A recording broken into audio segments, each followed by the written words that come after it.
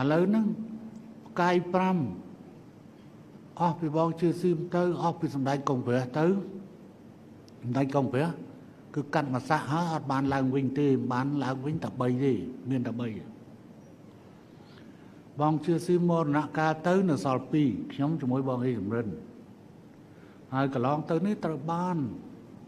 តម្លើងជូនសម្ដេចវិជ័យសេនាធិបាញ់និងសម្ដេចម៉ែនសំអនអញ្ចឹងឧត្តមសេនីយ៍កាយមាស5បច្ចុប្បន្ននេះមាន4នាក់បងអេសំរិនខ្ញុំសម្ដេចវិជ័យនិងសម្ដេចម៉ែនសំអនហើយខ្លះឃើញចូលមកនៅក្នុងហ្នឹងថាសុំឲ្យម៉ណែត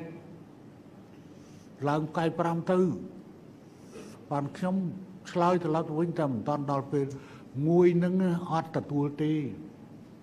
ដាច់ខាតមួយនឹងមិនទទួលទេកាលនៅមេជើងគោកគេទទួលតែផ្កាយ3ទេមុនចេញមេជើងគោកបានហើយណាអត់ព្រមពាក់ទៀតមុនចេញតែប្រហែលថ្ងៃឯងទើបបាញ់ពាក់ឲ្យអញ្ចឹងមួយនឹង